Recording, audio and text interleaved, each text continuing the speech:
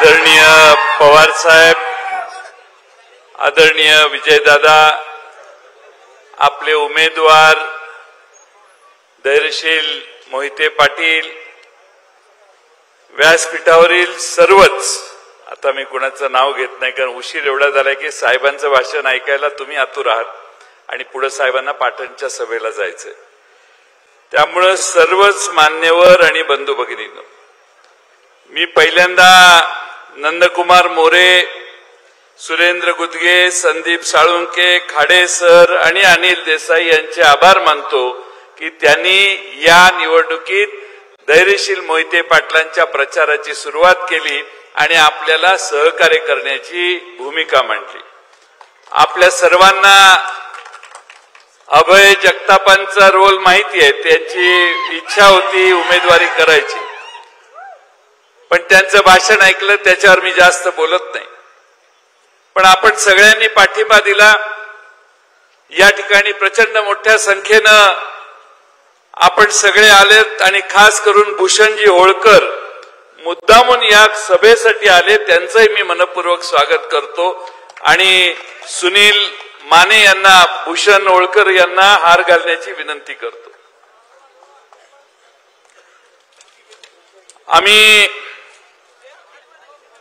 आमचा पक्ष फुटला, आमच्या पक्षातनं काही लोक पक्ष सोडून बाजूला गेले, त्यांनी विचारधारा बदलली, पार्टी सोडली। आपण सगळ्यांनी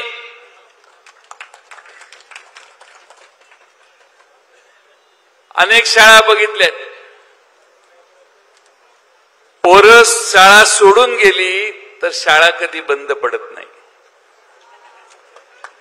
पुन्हा नव्यानं विद्यार्थी घडवण्याचं काम शाळेचा हेडमास्तर करतच असतो। आमचा हेडमास्टर लय खमके आहे, हे पवार साहेब म्हणजे मतांचा विषय नाही, तुमच्या आमच्या काळजातला विषय आहे, हे मी महाराष्ट्रातल्या गावोगावी गेल्यावर बघतोय। मी मोदी साहेबांचे आभार मानेन। मोदी साहेबांनी भोपाळला एक घोषणा केली तर माझा सगळा पक्ष स्वच्छ झाला। आज भारतातला सगळ्यात स्वच्छ पक्ष जर कुठला असेल तर तो राष्ट्रवादी काँग्रेस शरदचंद्र पवार पक्ष आहे, हे मी तुम्हाला ठामपणाने सांगू इच्छितो। या भागात दुष्काळी भागाला प्रभाकर देशमुख अनेक वेळा भेटायचे, मी खात्याचा मंत्री त्या होतो त्यावेळी। आपण कृष्णा नदीमध्ये पाणी नाही म्हणून या गावांना टेंबू योजनेखालच्या पाणी मिळणार नाही आता पुढच्या उरलेल्या गावांना असं सांगत होतो, पण कृष्णा नदीतून 8 टीएमसी पाण्याची तजवीज आपण केली, त्यातला 2.5 टीएमसी पाणी आपण आपल्या खटाव आणि मान तालुक्याला निश्चित केलं आणि आता त्या योजनेचा लवकर शुभारंभ झाला पाहिजे। मगाशी कुणीतरी सांगितलं, सुरेंद्र गुदगेंनी सांगितलं, सुरेंद्र गुदगे साहेब पुढचं सरकार आपलंच येणार आहे। महाविकास आघाडीचं सरकार ऑक्टोबरमध्ये सत्तेत बसल्यानंतर मी तुम्हाला वचन देतो, मला फक्त 1.25 वर्षाचा काळ द्या, मी तुम्हाला या मतदारसंघातल्या या 27 मान तालुक्यातल्या आणि खटाव तालुक्यातल्या 21 गावांना टेंबू योजनेचं पाणी देण्याची व्यवस्था पवार साहेबांच्या साक्षीने आम्ही करू, तुम्ही काही चिंता करू नका। आता काल परवा आंधळी धरणाचं पूजन झालं, पूजायला गेलेल्यांनी जिथनं पाणी पुढे येतं त्याच्यावरच मंडप घातला, तिकडे सगळे भराव भरला, लोकांनी पाण्याचे परवाने काढलेत, पाणीपट्टी भरली आहेत, पैसे भरलेले आहेत, पण आता लोकांना पाणी देण्याची व्यवस्था नाही। सगळे कार्यक्रम मोठे करायचे, पण त्या कार्यक्रमाच्या खाली कोण चिरडलं जातं याचं भान देखील सत्तारूढ लोकांना नाही, ही तुमच्या आमच्या दृष्टीनं चिंतेची बाब आहे। जी काठापूरला आमचं सरकार आलं तेव्हा 19 साली आमचं सरकार आल्यावर 19-20 सालात 70 कोटी रुपये, 20-21 सालात 50 कोटी रुपये आणि 21-22 सालात 130 असे 250 कोटी रुपये जीए काठापूरला आम्ही दिले. कुणी कुणाचं क्रेडिट घेण्याची गरज नाही. आम्ही एवढा धक्का मारला म्हणून ही योजना इथपर्यंत पुढे आली. हे मित्रांनो तुम्ही कधी विसरू नका. खरं म्हणजे काल परवा पवार साहेबांच्या उपस्थितीत आम्ही आमचा जाहीरनामा प्रकाशित केला. भारतीय जनता पक्षाचे अध्यक्ष यांनी आमचा जाहीरनामा वाचला आणि त्यांच्या अंगाचा तिडपापळ झाला. त्यांना हे लक्षात आलं की या देशातल्या कोणत्या कोणत्या मुद्द्यांना भारतीय जनतेच्या आशा आकांक्षा गुंतलेल्या आहेत. त्या सगळ्या मुद्द्यांना राष्ट्रवादी काँग्रेस शरदचंद्र पवार पक्षाने त्या ठिकाणी स्पर्श केलेला आहे.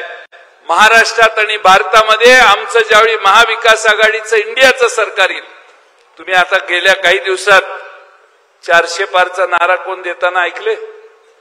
आता 200 पार करायची पंचायत आहे. 400 लय लांब आहे. आज या देशामध्ये 400 पार आम्हाला करा म्हणजे आम्ही भारताचं संविधान बदलतो. असे एक नाही 11 जणांनी भारतातल्या उमेदवारांनी खासदार असणाऱ्या लोकांनी भाषण करून सांगितलेलं आहे. आमच्या बीडच्या पंकजाताईंनी सांगितलं मला दिल्लीला जायचंय कारण संविधान बदलायचंय. आज देशामध्ये हे संविधान बदलण्याचा यांचा संकल्प काय? आजचं संविधान डॉक्टर बाबासाहेब आंबेडकरांनी दिलेलं तुम्हाला बरं वाटत नाही? तुम्ही त्याच संविधानाचा आधार घेऊन सत्तेत आला. या देशात कुणीही सत्तेवर येऊ शकतो जो लोकप्रिय येतो हे डॉक्टर बाबासाहेब आंबेडकरांनी देशाच्या संविधानात सांगितलंय. टाटा बिर्लाला देखील एकाच मताचा अधिकार डॉक्टर बाबासाहेबांनी दिला आणि गोरगरीब खटाव मानच्या शेतमजुराला देखील एकाच मताचा अधिकार आहे.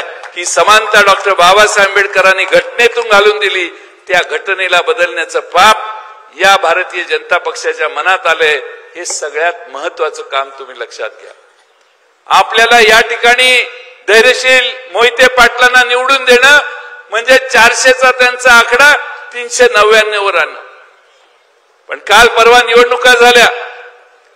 वर्ध्याला आपण आमचे राष्ट्रवादी काँग्रेसचे अमर काळे उभे होते. काही ठिकाणी हिंगोलीला, वाशिम, यवतमाळला शिवसेनेचे उमेदवार होते. अमरावतीला काँग्रेसचे उमेदवार होते. सगळ्या ठिकाणचं रिपोर्टिंग बघितलं तर काल 8 जागांचे मतदान झालं.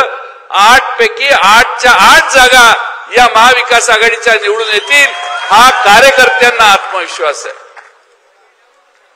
मी यासाठी सांगतोय की चित्र महाराष्ट्राचं बदललेलं आहे. तुम्ही एवढ्या मोठ्या संख्येने या ठिकाणी आलेला आहात. असंच स्वागत महाराष्ट्रातल्या कानाकोपऱ्यामध्ये शरद पवार साहेबांचं आणि उद्धव ठाकरेंचं राज्यामध्ये होतंय आणि लोक सांगतायत आम्ही तुमच्या मागे आहे. कोणत्याही परिस्थितीत या दिल्लीचं सरकार बदलायचंय ही भूमिका महाराष्ट्राने घेतलेली आहे. त्यामुळे 48ची जागा जी आहेत मी अनेकदा थोडस धाडसानं सांगतोय भीत की 32 ते 35 आमच्या येतील. पण आता चित्र बघायला लागलं तर कदाचित तो आकडा पुढे पण जाईल. आज खरं म्हणजे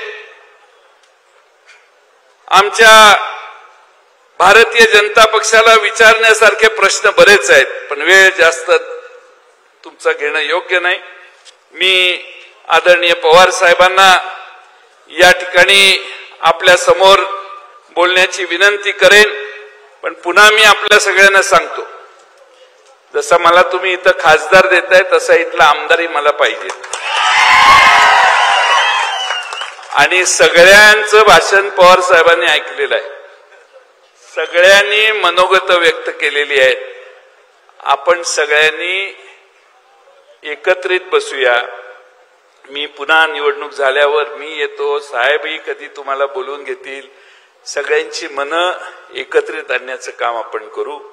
कोणत्याही परिस्थितीत या मतदारसंघामध्ये पवार साहेबांना तुम्ही आमदार द्यायची जबाबदारी तुमच्या सगळ्यांची आहे. आम्हाला सोडून तिकडे गेले तुम्ही दिला आणि मी घेतला. आम्हाला सोडून तिकडे जे गेले त्यात आमचे एक ज्येष्ठ नेते छगन भुजबळ साहेब आहेत. काय भुजबळ साहेबांची परिस्थिती आहे? त्यांना उभा राहायला दिल्लीने सांगितलं अशी बातमी आम्ही वाचली. उभा राहणार म्हणून आता वाटलंच उद्या अर्ज भरतायत का परवा अर्ज भरतायत, पण काय नाव पुढे येईना. बऱ्याच गोष्टी झाल्या आणि मग एक दिवस भुजबळ साहेबांनी आपला मी उभा राहणार नाही म्हणून जाहीर केलं. अगदी परवापर्यंत युतीतल्या लोकांचे उमेदवार जाहीर करता येत नाहीत त्यांना. आमची महाविकास आघाडी एकसंघपणानं काम करते, पण महाराष्ट्रातली युती भारतीय जनता पक्षाच्या पुढाकारानं झाली आहे. त्यांच्यात एक मत नाही. उसने उमेदवार घेऊन त्यांना उमेदवारी लढवावी लागलेली आहे. या सगळ्याचा विचार केला तर उद्याच्या निवडणुकीत महाराष्ट्रात 48 मध्ये जास्तीत जास्त जागा आपल्या महाआघाडीच्या निवडून येतील आणि त्यासाठी तुम्ही सगळ्यांनी शेवटपर्यंत काम करा. सगळ्याचा वापर होईल, पाऊस पडेल. तुम्ही मला म्हणाल शेवटी असं झालं तसं झालं. आपली परिस्थिती मी तुम्हाला भाषण सांगितलंच तर कसे तिकडे पैसे गोळा झालेले आहेत, पण वेळ कमी आहे. माझी एवढीच विनंती आहे, सगळ्याचा पाऊस पडला तरी तुम्ही त्यातनं अंगाला पाणी न लागून देता या निवडणुकीत मतदान केंद्रावर आणून आपल्या तुतारी वाजवणाऱ्या माणसाच्या मागे उभा राहा. धैर्यशील मोहिते पाटलांच्या मागे उभा राहा. हा तरुण लोकसभेत जाईल त्यावेळी या दुष्काळी भागातले सगळे प्रश्न धसाला लावेल आणि लोकसभेत देखील आपली भूमिका स्पष्टपणाने मांडेल हा विश्वास व्यक्त करतो आणि माझे 2 मिनिटं झालेलं भाषण पूर्ण करतो. धन्यवाद.